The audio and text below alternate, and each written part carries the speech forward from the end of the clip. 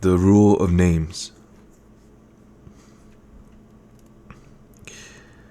Mr. Underhill came out from under his hill, smiling and breathing hard. Each breath shot out of his nostrils as a double puff of steam, snow white in the morning sunshine. Mr. Underhill looked up at the bright December sky and smiled wider than ever, showing snow-white teeth. Then he went down to the village. "Morning, Mr. Underhill," said the villagers as he passed them in the narrow street between houses with conical, overhanging roofs like the fat red caps of toadstools. "Mornin', mornin'," he replied to each. It was of course bad luck to wish anyone a good morning. A simple statement of the time of day was quite enough in a place so permeated with influences as Staten Island, where a careless adjective might change the weather for a week.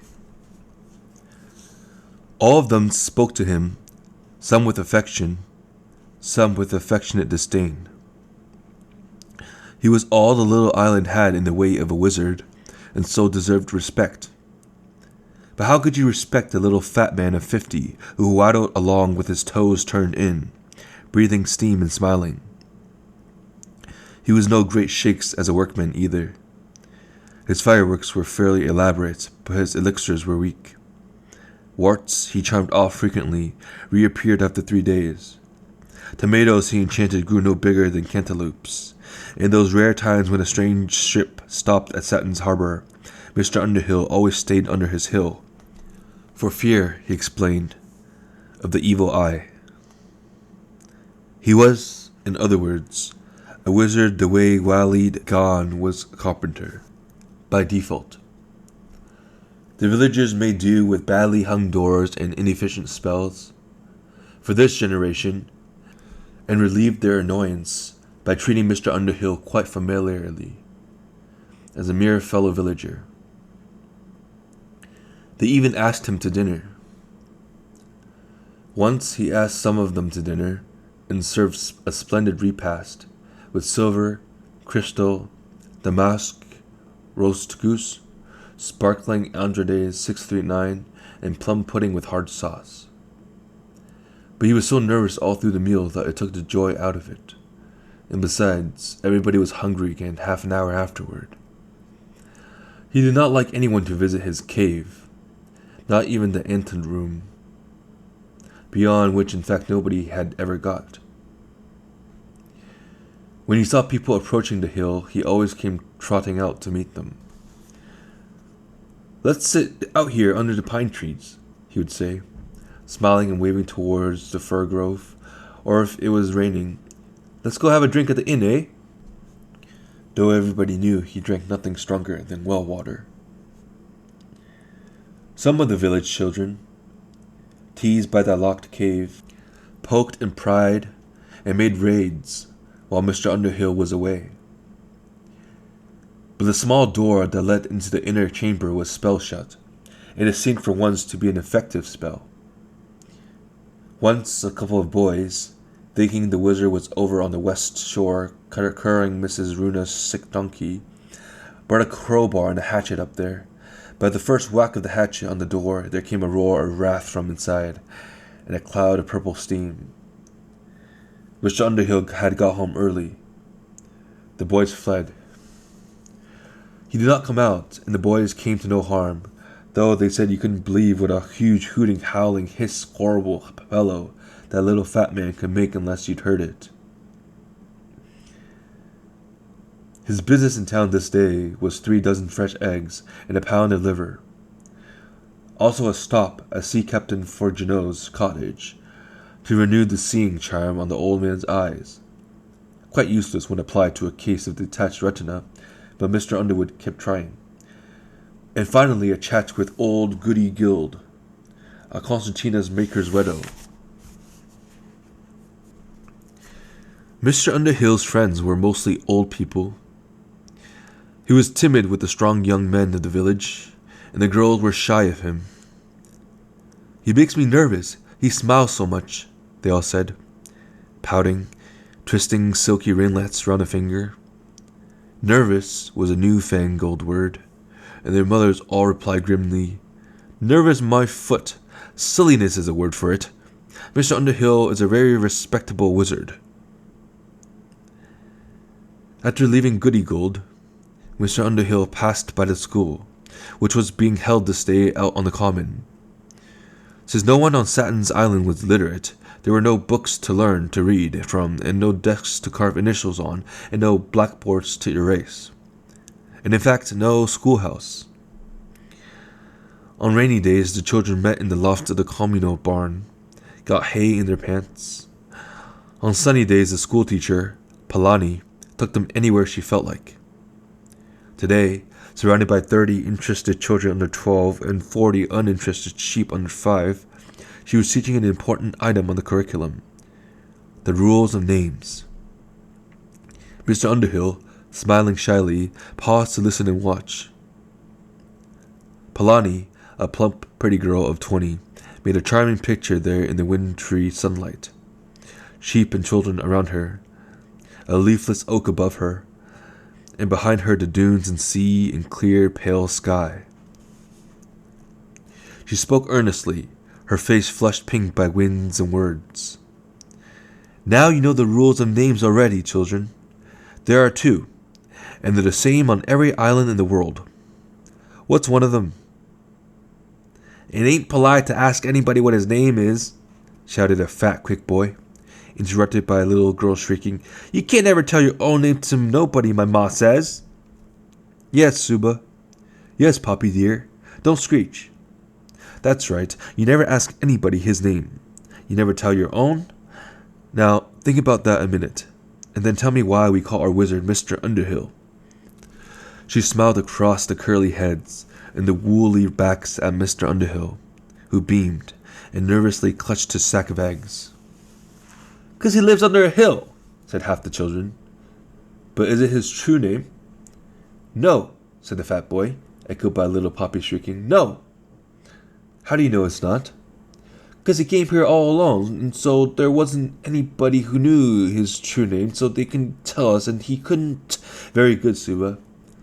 Poppy, don't shout. That's right. Even a wizard can't tell his true name. When you children are through school and go through the passage, you'll leave your child names behind and know your true names, which you must never ask for and never give away. Why is that the rule? The children were silent, the sheep bleating gently. Mr. Underhill answered the question. Because the name is a thing, he said in his shy, soft, husky voice, and the true name is a true thing. To speak the name is to control the thing. Am I right, schoolmistress? She smiled and curtsied, evidently a little embarrassed by his participation, and he trotted off toward his hill, clutching his eggs to his bosom. Somehow the minutes spent watching Palani and the children had made him very hungry. He locked his inner door behind him with a hasty incantation, but there must have been a leak or two in the spell, for soon the bare anteroom of the cave was rich with the smell of frying eggs and sizzling liver. The wind that day was light and fresh out of the west, and on it at noon a little boat came skimming the bright waves into Satin's harbor. Even as it rounded the point, a sharp-eyed boy spotted it, and knowing, like every child on the island, every sail and spar of the 40 boats of the fishing fleet, he ran down the streets calling out, A foreign boat! A foreign boat! Very seldom was the lonely isle visited by boats from some equally lonely isle of the East Reach, or an adventurous trader from the archipelago. By the time the boat was at the pier, half the village was there to greet it, and the fishermen were following it homewards. And cowherds and clam diggers and herb hunters were puffing up and down all the rocky hills, heading towards the harbor. But Mr. Underhill's door stayed shut. There was only one man aboard the boat, old Sea Captain Forgino. When they told him that, drew down a bristle of white brows over his unseeing eyes. There's only one kind of man, he said, that sails the outer reach alone. A wizard, or a warlock, or a mage. So the villagers were breathless, hoping to see for once in their lives a mage, one of the mighty white magicians of the rich, towered, crowded inner islands of the archipelago. They were disappointed, for the voyager was a handsome, black-bearded fellow who hailed them cheerfully from his boat, and leapt ashore like any sailor glad to have made port. He introduced himself at once as a sea peddler, but when they told him Sea Captain Forgino that he carried an oaken walking stick around with him, the old man nodded. 2 wizards in one town, he said. Bad. And his mouth snapped shut like an old carp's. As the stranger could not give them his name, they gave him one right away, Blackbeard, and they gave him plenty of attention. He had a small mixed cargo of cloth and sandals, and piswi feathers, for trimming cloaks and cheap incense, and levity stones, and fine herbs, and great glass beads from Venway, the usual peddler's lot. Everyone on Satin's Island came to look, to chat with the voyager, and perhaps to buy something. Just to remember him by, crackled Goody Gold, who, like all the women and girls of the village, was smitten with Blackbeard's bold good looks. All the boys hung round him too, to hear him tell of his voyages to far, strange islands of the Reach, or describe the great rich islands of the archipelago, the inner lanes, the roadsteads white with ships, and the golden roofs of Havnor. The men willingly listened to his tales, but some of them wondered why a trader should sail alone, and kept their eyes thoughtfully upon his oaken staff. But all this time Mr. Underhill stayed under his hill. This is the first island I've ever seen that has no wizard, said Blackbeard one evening to Goody Gold, who had invited him and her nephew and Polani in for a cup of rushwater tea. What do you do when you get a toothache, or the cow goes dry? Why, we've got Mr. Underhill, said the old woman. For what that's worth, muttered her nephew Bert, and then blushed purple and spilled his tea. Bert was a fisherman, a large, brave, wordless young man. He loved the schoolmistress, but the nearest he had come to telling her of his love was to give baskets of fresh mackerel to her father's cook. Oh, do you have a wizard? Blackbeard asked. Is he invisible? No, he's just very shy, said Polani. You've only been here a week, you know, and we see so few strangers here. She also blushed a little, but did not spill her tea. Blackbeard smiled at her. He's a good Satin's man, then, eh? No, said Goody Gold. No more than you are. Another cup, Nevy? Keep it in the cup this time. No, my dear. He came in a little bit of boat. 4 years ago, was it? Just a day after the end of the shad run, I recall, for they were taking up the nets over in East Creek. Then Pondy Cowherd broke his leg that very morning. 5 years ago, it must be. No, 4. No, 5 it is. 'Twas a year before garlic didn't sprout. So he sails in on a bit of a sloop, loaded full up with great chests and boxes, and says to Sea Captain Forgino, who wasn't blind then, though old enough, goodness knows, to be blind twice over. I hear tell, he says, you got no wizard nor warlock at all. Might you be wanting one? Indeed, if the magic's white, said the captain. And before he could say cuttlefish, Mr. Underhill had settled down in the cave under the hill, and was charming the mange off Goody Belto's cat. Though the fur grew in grey, queer looking the thing was after that. It died last winter in the cold spell. Goody Belto took on so as that cat's death, poor thing, worse than when her man was drowned on the long banks, the year of the long herring runs, when Nevy Bert here was but a baby in petticoats. Here Bert spilled his tea again, and Blackbeard grinned, but Goody Gold proceeded undismayed, and talked on till nightfall. Next day, Blackbeard was down at the pier, seeing after the sprung board in his boats, which he seemed to take a long time fixing, and as usual drawing the taciturn satansman into talk. "Now which of these is your wizard's craft?" he asked. "Or has he got one of those the mages fold up into a walnut shell when they're not using it?" "Nay," said a stolid fisherman. "She's up in his cave under hill." "He carried the boat he came up into his cave?" "Eh, clear up. I helped. Heavy as lead she was. Full up with great boxes, and they full up with books o' spells," he says. "Heavier as lead she was." And the stolid fisherman turned his back, sighing stolidly. Goody Gold's nephew, mending a net nearby, looked up from his work and asked with equal stolidity, "Would you like to meet Muster Underwood, maybe?" Blackbeard returned Bert's look. Clever black eyes met candid blue ones for a long moment. Then Blackbeard smiled and said, "Yes. Will you take me up to the hill, Bert?" "Eh, when I'm done with this," said the fisherman. And when the net was mended, he and the archipelagian set off up the village street towards the high green hill above it.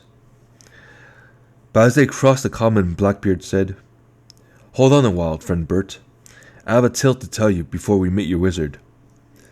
"Tell away," said Bert, sitting down in the shade of a live oak. "It's a story that started 100 years ago, and isn't finished yet, though it soon will be, very soon. In the very heart of Archipelago, where the islands crowd thick as flies on honey, there's a little isle called Pendor. The sea lords of Pendor were mighty men, in the old days of war before the League. Loot and ransom and tributes came pouring into Pendor, and they gathered a great treasure there, long ago. Then from somewhere away out in the West Reach, where dragons breed on lava isles, came one day a very mighty dragon. Not one of these overgrown lizards most of you out of reach folks call dragons, but a big, black, winged, wise, cunning monster, full of strength and subtlety, and like all dragons, loving gold and precious stones above all things. He killed the Sea Lord and his soldiers, and the people of Pendor fled in their ships by night. They all fled away and left the dragon coiled up in Pendor towers. And there he stayed for 100 years, dragging his scaly belly over the emeralds and sapphires and coins of gold, coming forth only once in a year or two when he must eat. He'd raid nearby islands for his food. You know what dragons eat? Bert nodded and said in a whisper, "Maidens." "Right," said Blackbeard. "Well, that couldn't be endured forever, nor the thought of him sitting on all that treasure. So after the League grew strong, and the archipelago wasn't so busy with wars and piracy, it was decided to attack Pendor, drive out the dragon, and get the gold and jewels for the treasury of the League. They're forever wanting money, the League is. So a huge fleet gathered from 50 islands, and 7 mages stood in the prows of the 7 strongest ships, and they sailed towards Pendor. They got there. They landed. Nothing stirred. The houses all stood empty, the dishes on the tables full of 100 years' dust. The bones of the old Sea Lord and his men lay about in the castle courts and on the stairs, and the tower rooms reeked of dragon. But there was no dragon, and no treasure, not a diamond the size of a poppy seed, not a silver single bead. Knowing that he couldn't stand up to the 7 mages, the dragon had skipped out. They tracked him, and found he flowing to a deserted island up north called Udrath. They followed his trail there, and what did they find? Bones again. His bones, the dragon's, but no treasure. A wizard, some unknown wizard from somewhere, must have met him single-handed and defeated him, and then made off with the treasure, right under the League's nose. The fisherman listened, attentive and expressionless. Now that must have been a powerful wizard and a clever one, first to kill a dragon, and second to get off without leaving a trace. The lords and mages of Archipelago couldn't track him at all. Neither would he come from, nor would he made off to. They were about to give up. That was last spring. I'd been off on 3-year voyage up in the North Reach, and got back about that time. And they asked me to help them find the unknown wizard. That was clever of them, because I'm not only a wizard myself, as I think some of the oafs here have guessed, but I'm also a descendant of the lords of Pendor. That treasure is mine. It's mine, and knows that it's mine. Those fools of the League couldn't find it because it's not theirs. It belongs to the House of Pendor, and the Great Emerald, the star of the Horde. Anakil the Greenstones knows its master. Behold! Blackbeard raised his oaken staff and cried aloud, Anakil! The tip of the staff began to grow green, and a fiery green radiance, a dazzling haze the color of April grass, and at the same moment the staff tipped in the wizard's hand, leaning, slanting till it pointed straight at the side of the hill above them. It wasn't so bright a glow, far away in Havdor, Blackbeard muttered. But the staffs pointed true. Anakil answered when I called. The jewel knows its master, and I know the thief, and I shall conquer him. He's a mighty wizard, who could overcome a dragon, but I am mightier. Do you want to know why, oaf? Because I know his name. As Blackbeard's tone got more arrogant, Bert had looked duller and duller, blanker and blanker, but at this he gave a twitch, shut his mouth, and stared at the Archipelagan. How did you learn it? He asked very slowly. Blackbeard grinned and did not answer. Black magic. How else?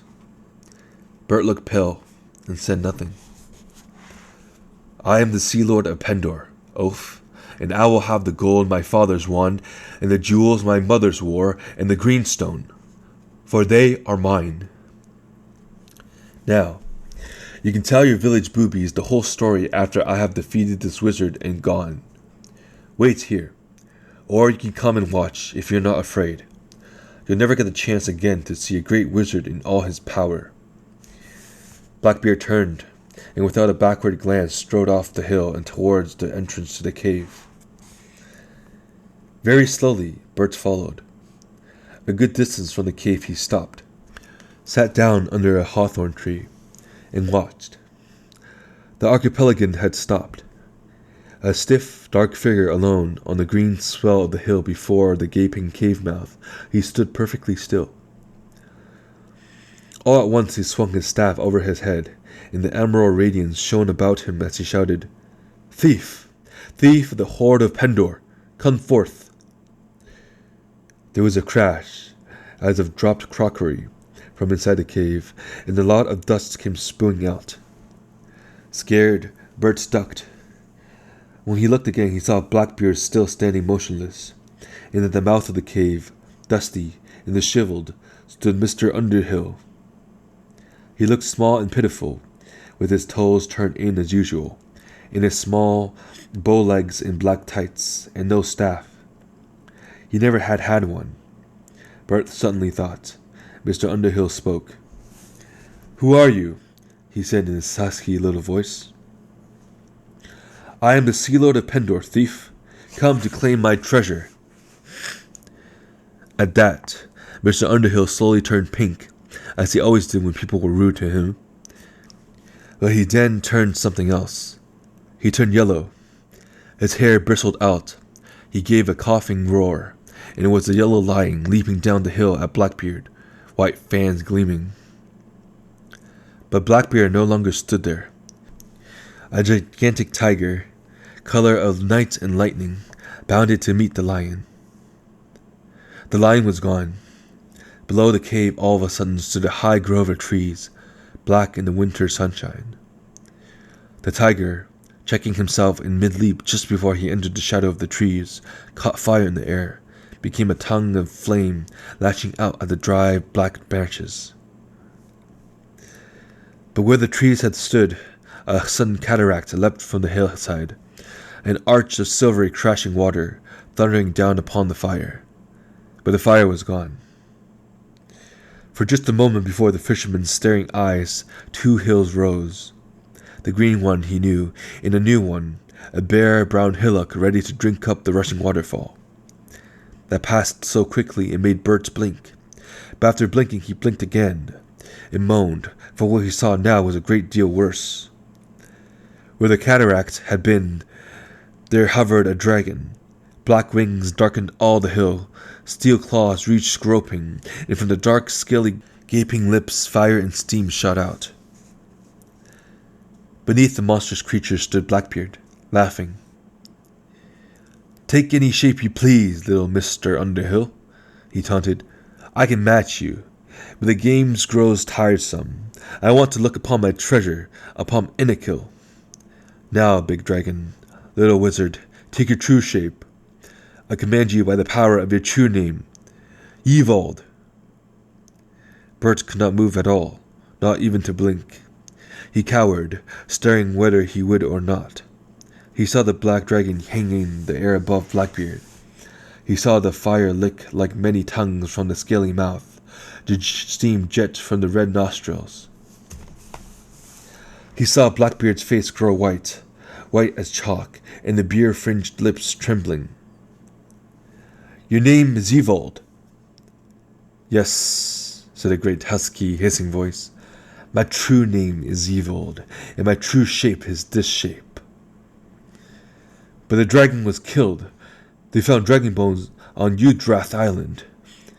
"That was another dragon," said the dragon, and then stooped like a hawk, talons outstretched, and Bert shut his eyes.